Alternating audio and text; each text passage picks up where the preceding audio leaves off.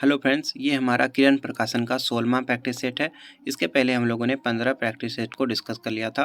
किरण प्रकाशन जो कि खान सर के द्वारा प्रकाशित है, इसमें काफ़ी अच्छे प्रश्न दिए हुए हैं जो कि आने वाले बिहार एसएससी एग्ज़ाम के लिए काफ़ी ज़्यादा इंपॉर्टेंट है। इसमें जो है सिलेक्टेड प्रश्न दिए हुए हैं जिनके एग्ज़ाम में आने के चांसेस काफ़ी ज़्यादा है। पिछले 15 सेट का लिंक आपको जो है प्रैक्टिस सेट का लिंक जो है चैनल के प्लेलिस्ट में या फिर वीडियो के डिस्क्रिप्शन बॉक्स में मिल जाएगा, वहाँ जाके देख सकते हैं। अगर आप सारे प्रैक्टिस सेट को अच्छे से देख लेते हैं तो आपको जो है एग्ज़ाम में आपको काफ़ी ज़्यादा लाभ मिलेगा। तो शुरू करते हैं। हमारा पहला क्वेश्चन जीके का है। निम्नलिखित में से कौन सा गैर नियोजित अधिकार नहीं है? कौन सा है जो कि गैर नियोजित अधिकार नहीं है? गैर नियोजित अधिकार का क्या मतलब है? तो गैर नियोजित का मतलब होता है ऐसा अधिकार जो कानून के रूप में न्यायालय के माध्यम से लागू नहीं किया जा सकता है, उसको गैर नियोजित अधिकार कहते हैं। जनरली नीति निर्देशक तत्व जो भी होते हैं वो गैर नियोजित अधिकार कहलाते हैं। काम करने का अधिकार ये भी जो है ये भी क्या है, तो ये किसमें, तो ये नीति निर्देशक तत्व में शामिल है। समान कार्य के लिए समान वेतन, ये भी नीति निर्देशक तत्व में शामिल है। शिक्षा का अधिकार, ये जो है हमारा मूल अधिकार होता है। शिक्षा का अधिकार मूल अधिकार होता है, यानी कि ये दोनों जो है गैर नियोजित अधिकार नहीं है। पहला और दूसरा ये दोनों गैर नियोजित अधिकार नहीं है। और ये तीसरा जो है शिक्षा का अधिकार, ये जो है एक नियोजित अधिकार है, गैर नियोजित अधिकार है। इसका मतलब पहला और दूसरा वाला सही हो जाएगा। काम करने का अधिकार अगर पूछ लिया जाए ये किस अनुच्छेद में काम करने का अधिकार, तो ये जो है अनुच्छेद 41 में दिया गया है। अनुच्छेद 41 में काम करने का अधिकार है। और समान कार्य के लिए समान वेतन, पुरुष की हो या महिला, ये किस अनुच्छेद में, तो अनुच्छेद 39 के डी में समान कार्य के लिए समान वेतन का उल्लेख दिया गया है। याद रखना इसको। अगला क्वेश्चन देखते हैं। मांग का नियम किस पर आधारित है? मांग का नियम किस पर आधारित है? मांग का नियम किस पर आधारित है? तो इसका आंसर हो जाएगा उपभोक्ता की प्राथमिकता के आधार पर जो है ये आधारित है। अगला क्वेश्चन। निम्नलिखित में से कौन सी जीएनपी की गणना की विधि नहीं है? कौन सा विधि जो है ये जीएनपी के गणना का विधि नहीं है? तो ये आय उपागम, ये जो है जीएनपी के गणना की विधि नहीं है। राष्ट्रीय ऋण का एक भाग जो बाह्य ऋण के रूप में जाना जाता है क्या होता है? राष्ट्रीय ऋण का एक भाग जो बाह्य ऋण के रूप में जाना जाता है वो क्या होता है? तो वो जो सरकार के द्वारा जो विदेश के द्वारा जो उधार लिया जाता है, सरकार के द्वारा विदेश से जो उधार लिया जाता है उसी को जो है राष्ट्रीय ऋण कहा जाता है। Question number 5। वह बिना व्यय को लगाते जो तब उत्पन्न होती है जब कोई उत्पादक फर्म एवं स्वयं स्वामित्व रखती हैं तथा उत्पादन की कुछ चीज़ों की पूर्ति करती हैं, क्या कहलाती हैं? इसका क्या होगा? ऑप्शन देख लेते हैं। स्वव्यक्त लागतें, मौलिक लागतें, अंतर्निहित लागतें, प्रतिस्थापन लागतें, कौन सा सही हो जाएगा? तो इसमें से जो है ये अंतर्निहित लागतें, ये वाला सही हो जाएगा। ग्राम राज्य के माध्यम से राम राज्य के बारे में किसने कहा था? ग्राम राज्य के माध्यम से राम राज्य के बारे में ये किसने कहा था? तो ये जो है महात्मा गांधी ने कहा था। ग्राम राज्य के माध्यम से राम राज्य, ये किसने कहा था? महात्मा गांधी ने। याद रखना है। संविधान के अंतर्गत भारतीय लोकतंत्र के आदर्शों को हम कहाँ देख सकते हैं? संविधान के अंतर्गत भारतीय लोकतंत्र के आदर्शों को हम कहाँ देख सकते हैं? इसका आंसर क्या होगा? तो प्रस्तावना में हम संविधान के आदर्शों को देख सकते हैं, लोकतंत्र के आदर्शों को देख सकते हैं प्रस्तावना में। इसको ध्यान में रखना है। भारत के नियंत्रक एवं महालेखा परीक्षक की नियुक्ति कौन करता है? नियंत्रक एवं महालेखा की परीक्षक, ये नियंत्रक और महालेखा परीक्षक, ये अनुच्छेद 148 में दिया गया है। इनकी नियुक्ति कौन करते हैं? तो नियंत्रक और महालेखा परीक्षक की नियुक्ति राष्ट्रपति करते हैं। इसको याद रखना है। भारतीय संविधान का कौन सा अनुच्छेद राज्य सरकारों को ग्राम पंचायतें के गठन का निर्देश देता है? इसका आंसर क्या होगा? इसका आंसर हो जाएगा अनुच्छेद 40। भारत के महान्यायाधीश को कहाँ पर सुनवाई करने का अधिकार है? भारत के महान्यायाधीश को कहाँ पर सुनवाई करने का अधिकार है? इसका आंसर हो जाएगा भारत का कोई भी न्यायालय हो, विधि न्यायालय हो, वहाँ पे जो है भारत के महान्यायाधीश जो है सुनवाई कर सकते हैं। चाहे कोई भी न्यायालय हो, कहीं भी कर सकते हैं। प्राचीन चोल साम्राज्य की राजधानी कहाँ थी? प्राचीन चोल साम्राज्य की राजधानी कहाँ पर थी? इसका आंसर क्या होगा? तो प्राचीन चोल समाज की राजधानी जो है उरियायूर थी। उरियायूर ये याद रखना है, जिसको तिरुचिरापल्ली भी कहते हैं। और इसमें जो है कुछ समय तक मुगलों ने भी राज किया था और चोल की भी राजधानी यहीं पर थी। यहाँ पे मिलन करना है, सुल्तानों के वंशों के कालानुक्रम में व्यवस्थित करना है। यहाँ पे सबसे पहले कौन सा वंश था? तो सबसे पहले इसमें से कौन सा वंश था? सबसे पहले गुलाम वंश था, जो कि 1206 से 1290 तक चला था, गुलाम वंश। उसके बाद खिलजी, उसके बाद सैयद वंश, उसके बाद तुगलक वंश, नहीं, पहले गुलाम वंश, उसके बाद खिलजी वंश, उसके बाद तुगलक वंश, उसके बाद सैयद वंश। यानी कि इसमें से कौन सा सही हो जाएगा? तो इसमें से ये चौथा सही हो जाएगा, 4 1 2 3। इसका एक ट्रिक भी है, गुलाब खिले तो सांस लो, ये वाला ट्रिक है, इससे याद रहता है, याद रखना इसको। भारत में डच का सबसे प्रारंभिक उपनिवेश कहाँ था? भारत में डच का सबसे प्रारंभिक उपनिवेश कहाँ पर था? इसका आंसर क्या होगा? तो इसका आंसर हो जाएगा, सबसे प्राचीन जो उपनिवेश था वो पुलिकट में था, पुलिकट में। और यहाँ पे जो है उन लोगों ने अपनी पहली व्यापारिक कोठी भी खोली थी। ब्रिटिश शासन के दौरान तत्कालीन मद्रास प्रेसिडेंस में रैयतवारी प्रणाली की शुरुआत करने वाला कौन था? मद्रास में जो है रैयतवारी प्रणाली किसने शुरू किया था? इसका आंसर हो जाएगा थॉमस मुनरो, थॉमस मुनरो, याद रखना है। और 1820 में जो है उन्होंने मद्रास में 1820 में जो है वो मद्रास के गवर्नर बने थे और वहीं पे उन्होंने जो है रैयतवारी प्रणाली शुरुआत की थी। निम्नलिखित में से कौन सा व्यक्ति इटली के एकीकरण से संबंधित नहीं था? निम्नलिखित में से कौन सा व्यक्ति इटली के एकीकरण से संबंधित नहीं था? इसका क्या आंसर हो जाएगा? तो इटली के एकीकरण में जो है मुसोलिनी ये जो है संबंधित नहीं था। मुसोलिनी ये जो है इटली के राजनेता थे, इन्होंने जो है राष्ट्रीय फैसिस्ट पार्टी का नेतृत्व किया था, याद रखना है इसको। और वे जो है हिटलर के निकटतम राजनीतिज्ञ थे, ये भी याद रखना है। बृहत्तर ग्रेटर हिमालय का दूसरा नाम क्या है? बृहत हिमालय का दूसरा नाम क्या है? तो इसका आंसर हो जाएगा हिमाद्री। जैसा कि पता है हिमालय को 3 भौगोलिक खंडों में बांटा गया है, पहला हिमाद्री, उसके बाद हिमाचल और उसके बाद शिवालिक, याद रखना है। ज्वालामुखी के कप के आकार के मुंह को क्या कहते हैं? ज्वालामुखी के कप के आकार के मुंह को क्या कहते हैं? तो उसको जो है क्रेटर कहा जाता है। ये जो है ज्वालामुखी के फटने के बाद बनता है, एक कप टाइप का आकार बन जाता है, उसी को क्रेटर कहते हैं। दक्षिण अमेरिका के शीतोष्ण घास स्थलों को क्या कहते हैं? दक्षिण अमेरिका के शीतोष्ण घास के मैदान को क्या कहते हैं? इसका क्या आंसर होगा? तो उसको पम्पास कहा जाता है, ये भी याद रखना है, काफ़ी इंपॉर्टेंट है। निम्नलिखित में से किस बायोम को विश्व की ब्रेड बास्केट कहा जाता है? निम्नलिखित में से किस बायोम को विश्व की ब्रेड बास्केट कहा जाता है? इसका आंसर क्या होगा? तो मध्य अक्षांश घास स्थल, ये इसका सही आंसर हो जाएगा। एशिया तथा उत्तरी अमेरिका किसके द्वारा पृथक होते हैं? एशिया तथा उत्तरी अमेरिका ये किसके द्वारा अलग होते हैं, किसके द्वारा पृथक होते हैं, ये पूछा जा रहा है। तो ये जो है बेरिंग जल संधि के द्वारा, बेरिंग जलसंधि मध्य के द्वारा जो है अलग होते हैं, अमेरिका और एशिया के बीच स्थित है, इसको याद रखना है। किस राज्य में दक्षिण पूर्व एशिया के सबसे बड़े अवलवनीकरण संयंत्र की आधारशिला रखी गई है? किस राज्य में? तो इसका आंसर जो है तमिलनाडु हो जाएगा। तमिलनाडु में जो है दक्षिण पूर्व एशिया के सबसे बड़े अवलवनीकरण संयंत्र की आधारशिला रखी गई है, तमिलनाडु। इधर ऑप्शन में दिया हुआ होगा, हाँ ये चौथा वाला ऑप्शन बिल्कुल सही है। उसके बाद देखते हैं क्वेश्चन नंबर 22। किस झील की तली में अवरुद्ध जल को क्या कहते हैं? किसी झील की तली में जो अवरुद्ध जल होते हैं उसको क्या कहा जाता है?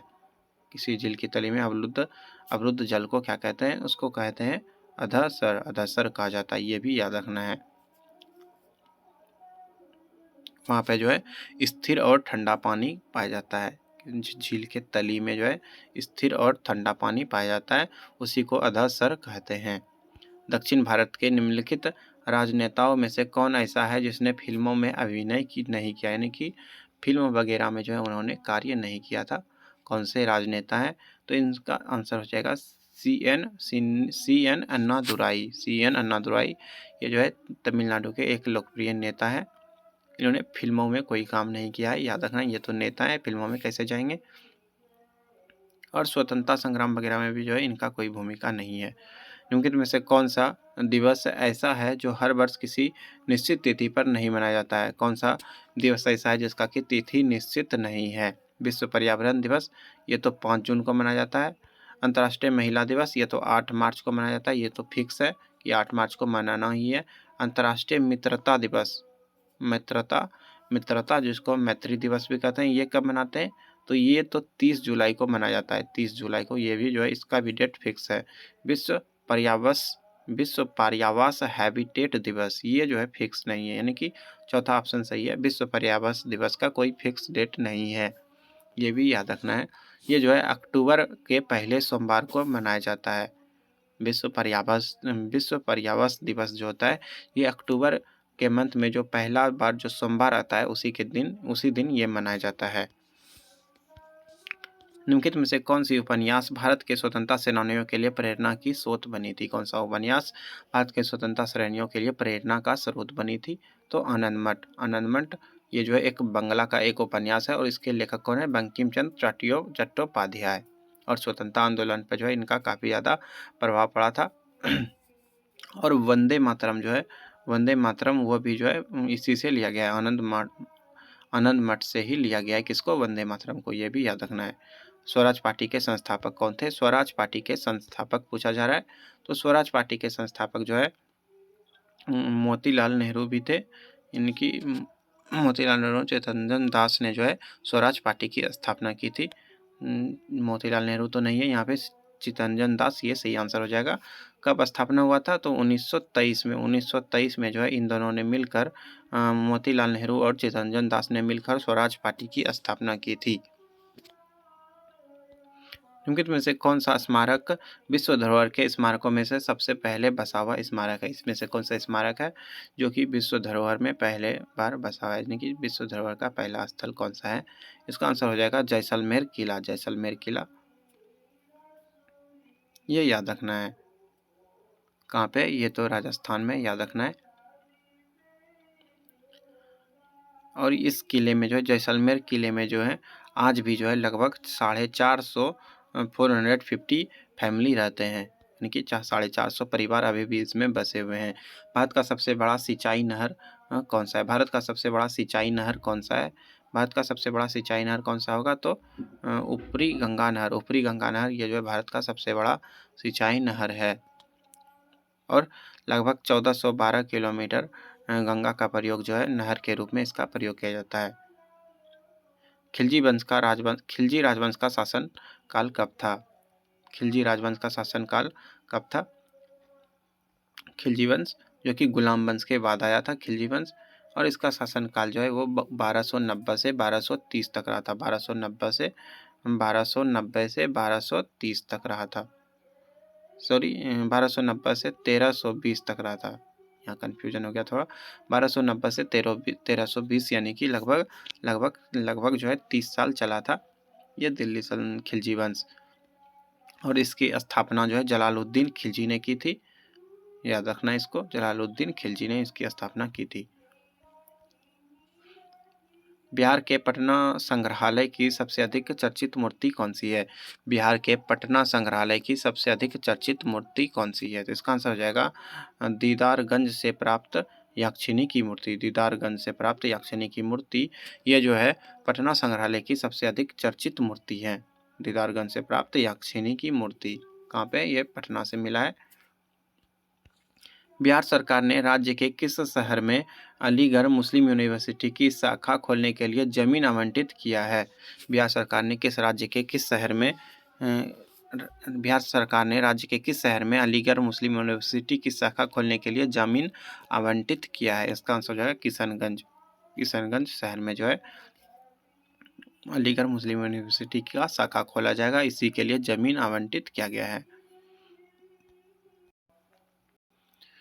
निम्न में से भारतीय नौसेना का सबसे बड़ा गाइडेड मिसाइल ध्वंसक कौन सा है? निम्न में से भारतीय नौसेना का सबसे बड़ा गाइडेड मिसाइल ध्वंसक कौन सा है? इसका आंसर हो जाएगा INS विशाखापट्टनम। ये जो है काफ़ी ज़्यादा खतरनाक है और ये जो है आधुनिक हथियारों से लैस हैं। और ये जो है दुश्मन का जो मिसाइल है उसको भी चकमा देने में सक्षम है। काफ़ी ज़्यादा ये आधुनिक तकनीक से बनाया गया है INS विशाखापत्तनम। अगला क्वेश्चन, कारा कारा टैग के पास के संदर्भ में निम्नलिखित में से कथनों पर विचार करना है। कारा टैग पास, इसके बारे में विचार करना है। ये अरुणाचल प्रदेश राज्य में स्थित है। ये जो है गलत है, ये अरुणाचल प्रदेश में स्थित नहीं है। ये जो है कराकोरम पर्वत में स्थित है। यह ग्रेट सिल्क रोड का एक ऑफशूट है और कराकोरम पर्वत में स्थित है। ये वाला जो है सही है, यानी कि यहाँ पे दूसरा वाला सही है। अरुणाचल प्रदेश को तिब्बत से जोड़ता है, ये भी जो गलत है, यानी कि केवल दो, ये वाला सही हो जाएगा। पंचायती राज प्रणाली के अंतर्गत स्थानीय संस्था का कार्य कौन सा नहीं है? पंचायती राज प्रणाली के अंतर्गत स्थानीय संस्था का कार्य कौन सा नहीं है? इसका आंसर हो जाएगा कानून और व्यवस्था। भारत की अध्यक्षता में होने वाले G20 समिट में कितने देशों को गेस्ट कंट्री के रूप में आमंत्रित किया गया था? कितने देश को जो है गेस्ट के रूप में आमंत्रित किया गया था? इसका आंसर क्या होगा? इसका आंसर हो जाएगा 9 देश को जो है इसमें आमंत्रित किया गया था। G20 का स्थापना अगर पूछा जाए, G20 का स्थापना कब हुआ था? तो 1999 में इसका स्थापना हुआ था, 1999 में। अगला क्वेश्चन 36, भारत के प्रथम राष्ट्रपति कौन थे? तो डॉक्टर राजेंद्र प्रसाद, ये पहले राष्ट्रपति थे। विश्व का सबसे अधिक लंबा मार्ग सेतु कहाँ स्थित है? विश्व का सबसे लंबा मार्ग सेतु ये कहाँ पे स्थित है, ये बताना है। तो सबसे लंबा मार्ग सेतु जो कि पटना में है, याद रखना है। कहाँ पे? पटना में। और इसको महात्मा गांधी सेतु के नाम से जाना जाता है। और ये जो है सबसे लंबा ये जो है पटना में गंगा नदी पे बनाया गया है, सबसे लंबा सड़क पुल है। और अगर पूछा जाए कि सबसे लंबा रेल पुल किस नदी पे है, तो सोन नदी पर है। द्वितीय विश्व युद्ध का प्रारंभ किस वर्ष में हुआ था? द्वितीय विश्व युद्ध का प्रारंभ किस वर्ष में हुआ था? तो द्वितीय विश्व युद्ध जो है 3 सितंबर 1939 से स्टार्ट होता है। 3 सितंबर 1939 को शुरू हुआ था, ये इसको याद रखना है। और ये जो है 1939 से 1945 तक चला था। 1939 से 1945 तक चला था। नचारी राग का सृजन बिहार में किसने किया था? नचारी राग जो है इसका सृजन बिहार में किसने किया था? इसका आंसर हो जाएगा महाकवि विद्यापति। ये जो विद्यापति हैं ये भगवान शंकर जी के भक्त थे। इन्होंने ही जो है नचारी राग का सृजन किया था। अगला क्वेश्चन, किस बैंक ने नए प्रकार के बचत खाते इन्फिनिटी सेविंग्स अकाउंट लॉन्च किया? इन्फिनिटी सेविंग्स अकाउंट ये किस बैंक ने लॉन्च किया है? तो एक्सिस बैंक ने ये शुरू किया गया है। एक्सिस बैंक जो था उसका शुरू में जो नाम था वो UTI बैंक था। शुरू में इसका नाम UTI बैंक था। अभी भी जब एक्सिस बैंक होता है उसके IFSC कोड अगर देखेंगे तो उसके स्टार्टिंग में जो है UTI ही लिखा रहता है। राष्ट्रीय कैलेंडर का प्रथम महीना कौन सा है? राष्ट्रीय कैलेंडर का प्रथम महीना कौन सा है? राष्ट्रीय कैलेंडर का प्रथम महीना कौन सा है? उसका आंसर होगा चैत। चैत के बाद बैसाख आता है। भारतीय राष्ट्रीय कांग्रेस के 7 अध्यक्ष कौन थे? भारतीय राष्ट्रीय कांग्रेस के 7 अध्यक्ष कौन थे? यहाँ पे थोड़ा सा मिस्टेक लग रहा है, यहाँ पे प्रथम होना चाहिए, यहाँ पे 7 नहीं होना चाहिए। प्रथम अध्यक्ष जो है वो व्योमेश चंद्र बनर्जी थे। व्योमेश चंद्र बनर्जी, WC बनर्जी थे। और भारतीय राष्ट्रीय कांग्रेस का अगर पहला अधिवेशन पूछा जाए कब हुआ था, तो 1885 में मुंबई में हुआ था। ये भी याद रखना है, बार बार पूछा जाता है। निम्न में से किस दिन विश्व पृथ्वी दिवस मनाया जाता है? तो 22 अप्रैल को जो है हर एक साल पृथ्वी दिवस 22 अप्रैल को मनाया जाता है, ये भी याद रखना है। अध्यक्ष और CEO के रूप में भारतीय रेलवे का नेतृत्व करने वाली पहली महिला कौन बनी है? अध्यक्ष और CEO के रूप में भारतीय रेलवे का नेतृत्व करने वाली पहली महिला कौन बन गई हैं? पहली महिला कौन बन गई हैं? तो जय वर्मा सिन्हा ये जो है रेलवे की नेतृत्व करने वाली पहली महिला बन गई हैं, जो कि अध्यक्ष और CEO दोनों है। अध्यक्ष और CEO दोनों का पद ये संभालेंगी। अगला क्वेश्चन, बिहार के किस नदी बांध के लिए पहली बार श्रमदान का प्रयोग हुआ था? बिहार के किस नदी बांध के लिए पहली बार श्रमदान का प्रयोग हुआ तथा भारत सेवक समाज का गठन किया गया था? किस किस नदी बांध के लिए? तो इसका आंसर हो जाएगा कोसी बांध। कोसी बांध के लिए पहली बार श्रमदान का प्रयोग हुआ था। बिहार का शोक भी कहा जाता है कोसी नदी को, क्योंकि इससे जो है बार बार बाढ़ आता है और ये अपना रास्ता चेंज करने में फेमस है, बार बार अपना रास्ता बदलती है कोसी नदी। निम्न में से किस निकाय ने प्रदूषण व्यवस्था और पर्यावरणीय स्वास्थ्य कार्यक्रम की शुरुआत की है? किस निकाय ने प्रदूषण व्यवस्था और पर्यावरणीय स्वास्थ्य निकाय ये किसने शुरू किया है? पीएमईएच ये किसने शुरू किया है? तो ये जो है ये विश्व बैंक ने शुरू किया है। विश्व बैंक का मुख्यालय कहाँ है? तो वाशिंगटन डीसी में विश्व बैंक का मुख्यालय, याद रखना है। शतरंज विश्व कप 2023 का टाइटल किस खिलाड़ी ने जीता है? शतरंज विश्व कप 2023 का टाइटल किस खिलाड़ी ने जीता है? इसका आंसर क्या होगा?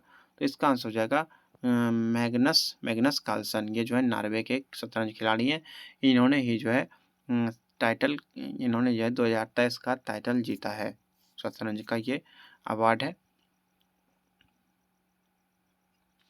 फाइनल जो मुकाबला हुआ था ये मैग्नस कार्लसन और भारत के प्रज्ञानंद के बीच हुआ था। ये जो है भारत के सबसे युवा खिलाड़ी हैं।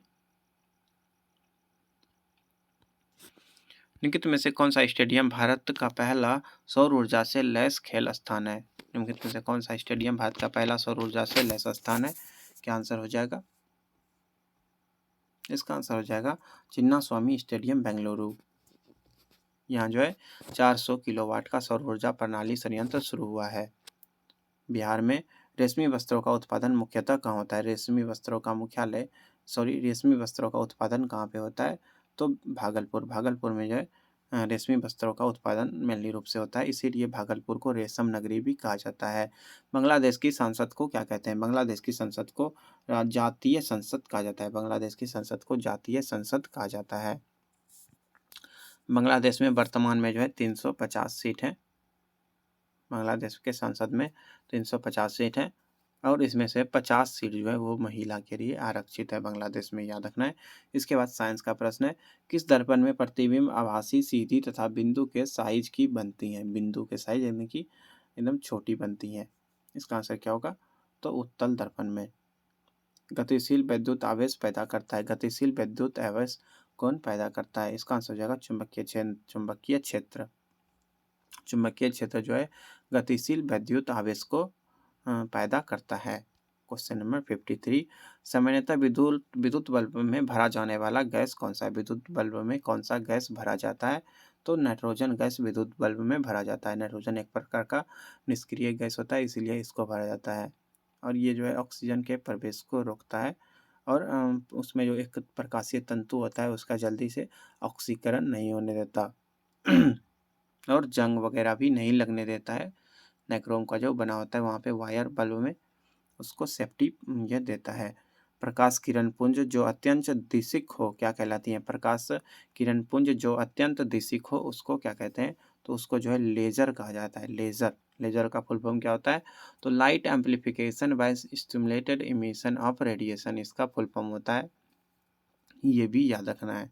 लेजर का काफ़ी ज़्यादा यूज़ होता है हेल्थ क्षेत्र में, चिकित्सा में, रसायन में, ये सभी में जो है इसका यूज होता है। रात के समय आवासीय क्षेत्र में शोर का अनुमत स्तर होता है, यानी कि जहाँ पे रहने के लिए लोगों का स्थान है वहाँ पे शोर का स्तर, हल्ला गुल्ला का स्तर क्या होता है? तो इसका आंसर हो जाएगा 45 डेसिबल। 45 डेसिबल। जबकि दिन में ज़्यादा होता है। प्रिज्म से गुजरने पर प्रकाश का कौन सा रंग सबसे अधिक विचलन दर्शाता है? सबसे अधिक विचलन कौन सा रंग होता है? तो बैंगनी रंग जो है सबसे अधिक विचलन होता है और लाल रंग जो है सबसे कम विचलन होता है। इसलिए लाल रंग जो है दूर से भी दिख जाता है, इसका विचलन बहुत कम होता है। ट्रांसफार्मर के करोड़ के लिए सर्वोत्तम द्रव्य करोड़ जो होता है ट्रांसफार्मर का वो किसका बना होता है? उसके लिए सबसे अच्छा द्रव्य कौन सा है? ये पूछा जा रहा है यहाँ पे। तो उसके लिए सबसे अच्छा नर्म लोहा होता है। ट्रांसफार्मर का करोड़ जो होता है वो जनरली नर्म लोहा का ही बना होता है। आँखों की रेटिना कार्य करती हैं। आँखों की रेटिना ये जो है कैमरे के फ़िल्म की तरह कार्य करती हैं। कैमरे में एक फ़िल्म होता है, इसमें ऐसे बना रहता है, उसी को जो है वो भी आँख का रेटिना होता है, वो भी फ़िल्म की तरह ही काम करता है। निम्नलिखित में से किस पद्धति से ऑक्सीजन नहीं तैयार किया जाता है? निम्नलिखित में से किस पद्धति से ऑक्सीजन नहीं तैयार की जाती हैं? इसका आंसर हो जाएगा क्या आंसर होगा? मैंगनीज डाइऑक्साइड के वियोजन, ये इस माध्यम से ऑक्सीजन तैयार नहीं हो सकता है। क्वेश्चन नंबर 60, निम्नलिखित में से कौन सा मानव नेत्र में पुतली के आकार को नियंत्रित करता है? यानी कि मानव के नेत्र में जो पुतली होता है उसके आकार को कौन नियंत्रित करता है? इसका आंसर क्या होगा? तो परितारिका। परितारिका जो है आँखों के पुतली के जो साइज को जो है वो नियंत्रित करता है, कंट्रोल करता है। एक अवतल दर्पण में यदि बिंब को वक्रता केंद्र पर रखते हैं तो बनने वाली प्रतिबिंब होगी। वक्रता केंद्र, सेंटर ऑफ कर्वेचर पे रखेंगे तो प्रतिबिंब क्या होगा? कौन सा दर्पण है? अवतल दर्पण है, तो इसमें से प्रतिबिंब क्या हो जाएगा?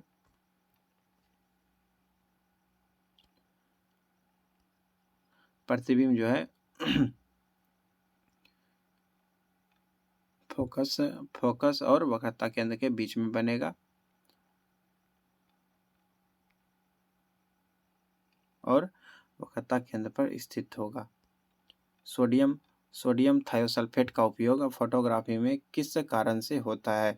सोडियम थायोसल्फेट का प्रयोग फोटोग्राफी में होता है, वो क्यों होता है, उसका क्या कारण है? तो इसका आंसर हो जाएगा रंग बनाने की क्षमता, यानी कि वर्ण बनाने की क्षमता सोडियम थायोसल्फेट का बहुत ज़्यादा होता है। ग्लूकोज के अणु डैश में टूटते हैं। ग्लूकोज के अणु किस में टूटते हैं? इसका आंसर क्या होगा? ग्लूकोज के जो अणु होते हैं वो पायरोविक अम्ल में टूट जाते हैं, ये भी याद रखना है। ग्लूकोज का सूत्र क्या होता है? C6H12O6, ये भी याद रखना है। किस प्रकार के पौधे में तना कमजोर होता है तथा ये आसपास के ढांचों की सहायता से ऊपर चढ़ते हैं? किस प्रकार के पौधे में तना कमजोर होता है और ये आसपास के ढांचे की सहायता से ऊपर चढ़ते हैं? किस प्रकार का पौधा का बात हो रहा है यहाँ पे? तो आरोही प्रकार के पौधे, ये सीधे खड़े नहीं हो सकते हैं, किसी अलग चीज का सहारा लेके ये ऊपर की ओर चढ़ते हैं। इसी को जो है आरोही लता कहते हैं। इसको क्लाइंबर्स भी कहा जाता है।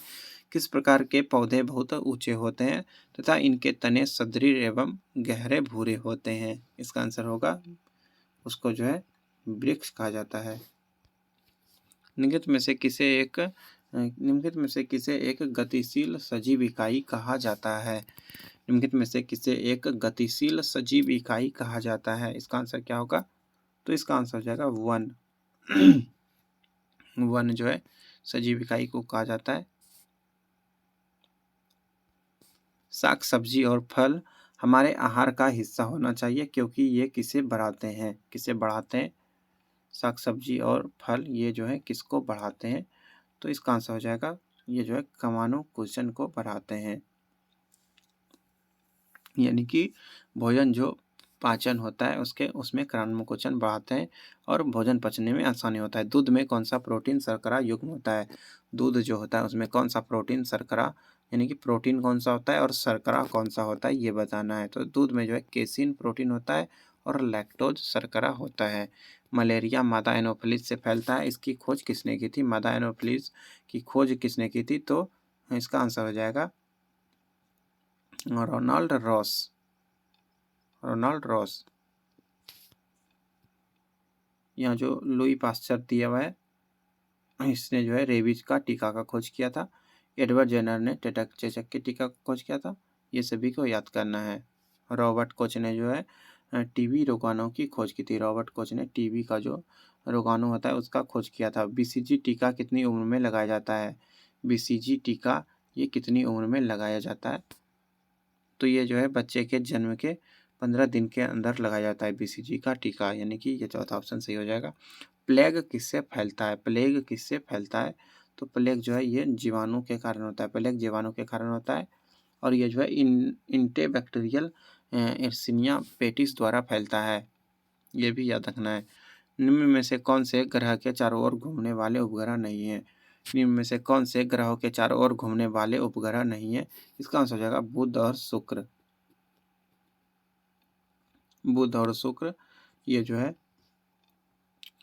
है ग्रहों के चारों ओर घूमने वाले उपग्रह नहीं है। इनका कोई भी उपग्रह नहीं है। बुध और शुक्र का कोई भी उपग्रह नहीं है। निम्नलिखित में से किसके भीतर बृहस्पति का गैलीलियन उपग्रह नहीं है? निम्नलिखित में से किसके भीतर बृहस्पति का गैलीलियन उपग्रह नहीं है? इसका आंसर हो जाएगा डीमोस। फोबोस और डीमोस ये जो है मंगल ग्रह का उपग्रह है। फोबोस डीमोस ये जो है मंगल ग्रह का उपग्रह है, इसको याद रखना है।